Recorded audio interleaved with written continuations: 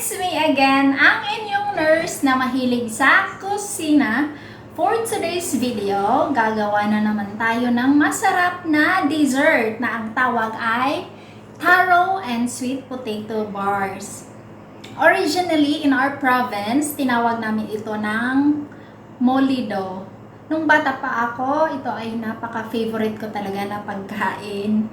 At natutunan ko ito na magluto ng ganito nung ako ay 6 years old, di ba? Ang galing ko. Binubuhat yung sariling bangko. Pero totoo, mahilig talaga ako magluto. Tinitingnan ko lang yung mama ko, yung tiyahin ko na magluto ng Molido.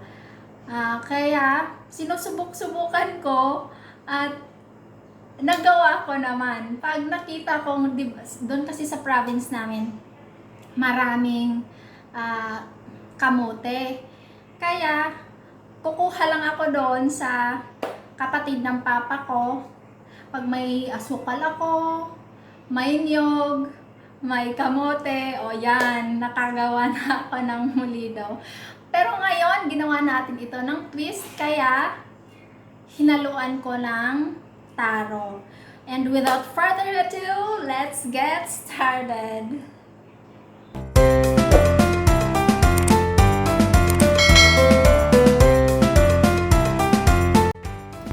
The first thing we do now is to boil the sweet potato and the taro.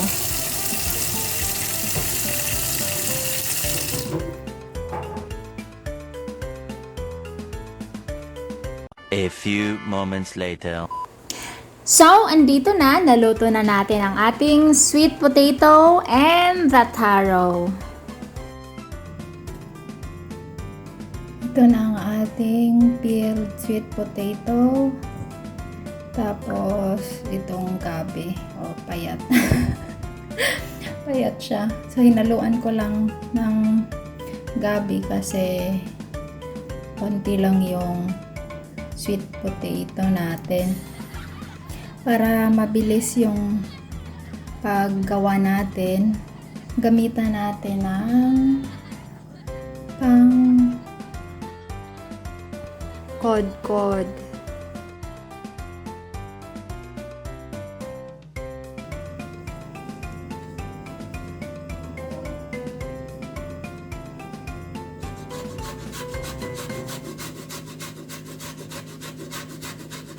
Diba? Kaysa pag nagmamash pa tayo. Pero kung wala naman kayong ganito, edi tiyagaan na lang na magmamash gamit yung tinidor, o kung may pang mash kayo. Diba? Mas mabilis. Mas mabilis kung gagamitan natin ng ganito.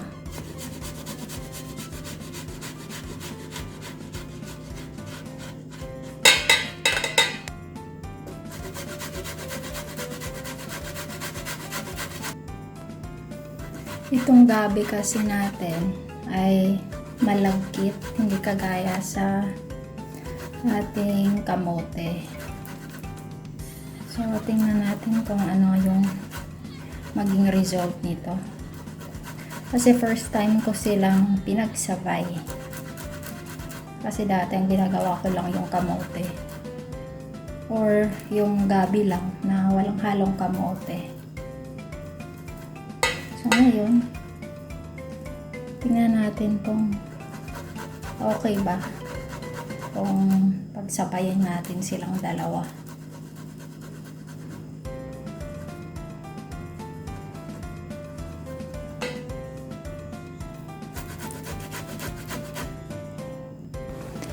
So, andito na ang ating kinudkod na kamote at saka gabi. So, by using the grater, it's way much faster and easier kesa ginagamitan lang natin ng tinidor.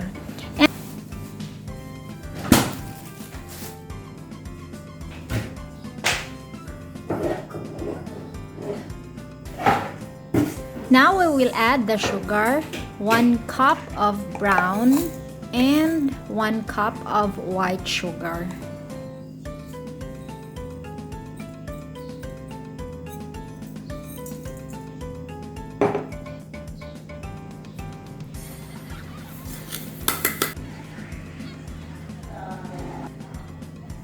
Then we will add 3 cups of grated coconut. Mix them well before natin isasalang. So kapag nahalo na natin ang mabuti, natin ang isasalang.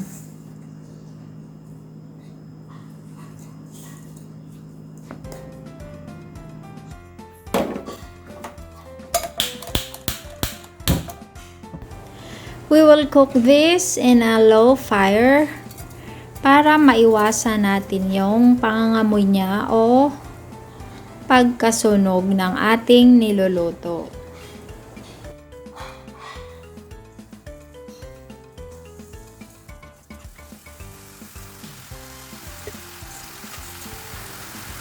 Continuous lang yung ating paghahalo. Ngayon makikita natin punong-puno yung pan na pinaglulutuan. Pero later, makikita nyo, liliit itong mixture natin.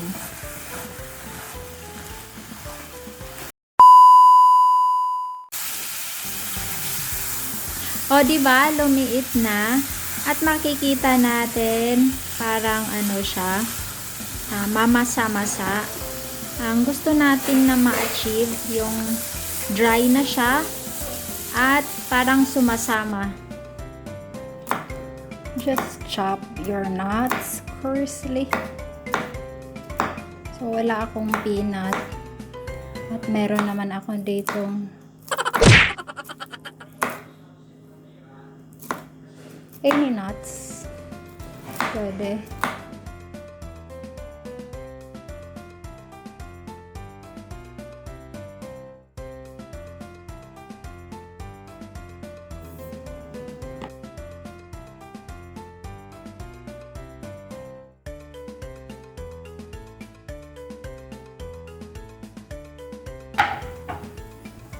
By the way guys, pinatay ko muna pala saglit kanina ang ating stove habang chinachop ko ang ating nuts. Kasi nakalimutan ko pala siyang i-prepare kanina. Tapos nagsimula na akong magluto.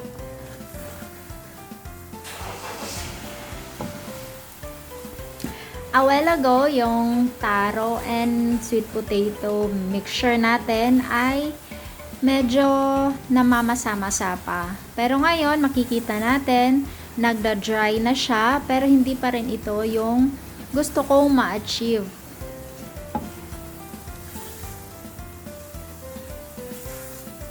So, pag ganito na, malapit na tong maluluto. Pag yung parang lahat na sumasama, so it means pwede na siyang hanguin. Pero gusto kong medyo matigas siya. Kaya patuloy lang nating ihalo.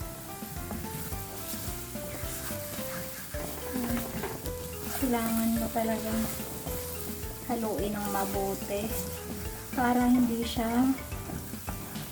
masusunog. Kasi pag nasusunog, edi hindi na masarap. So, konti pa.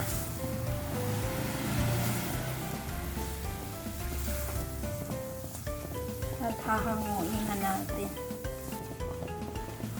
Diba kapag sumasama na siya kagaya nito, so it means pwede na natin siyang hanguin.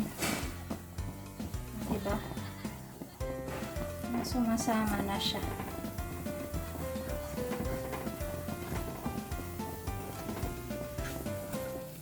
Ngayon, ita-transfer na natin sa ating molder.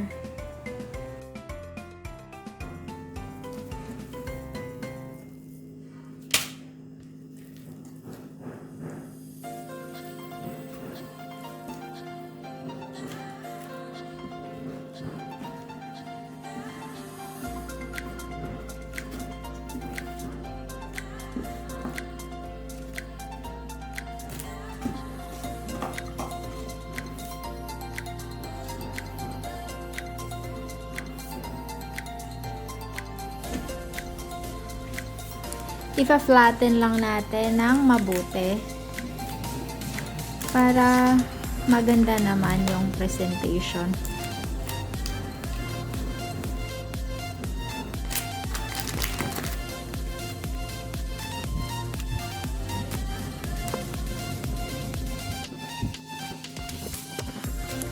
Let it cool down bago natin ilagay sa fridge natin for 2 hours. 2 hours later. Andito na! Pwede na natin itong i-slice at atin ang titikman kasi super excited na ako. Sobrang na-miss ko talaga ito.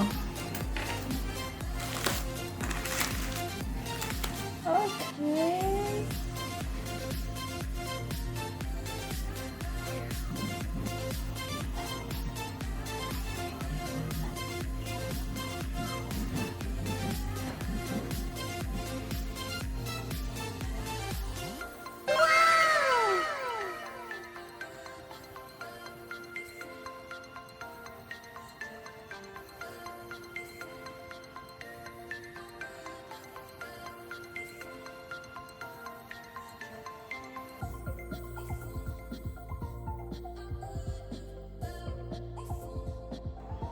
So ngayon, ito na ang pinaka-highlight ng ating video, ang tikiman time. Diba? Napakabungis-gis ko talaga. Kaya titikman na natin. Diba?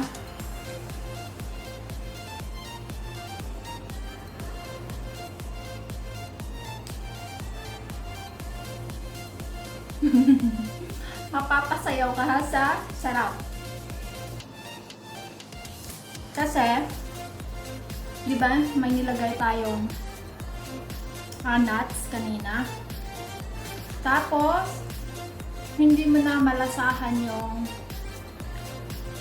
kamote, at saka yung taro, at saka yung nyog. Hindi mo siya malasahan. Hindi mo na maano. Pag nag-combine sila, ang sarap. Sarap.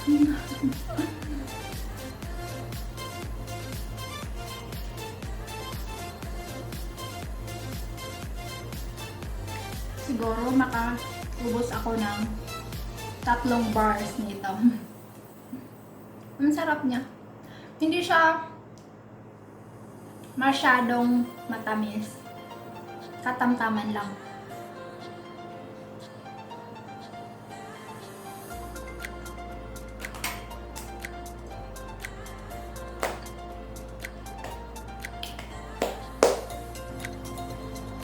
Sana po ay nag-enjoy kayo sa inyong panonood at nagustuhan nyo ang ating recipe sa araw na ito. And please don't forget to comment down below kung inyong susubukan ang ating recipe. And please subscribe to my YouTube channel kung kayo po ay bago lang. And don't forget to click the notification bell para updated po kayo palagi sa ating upcoming videos. Thank you for watching! Paalam! See you next time! Bye-bye!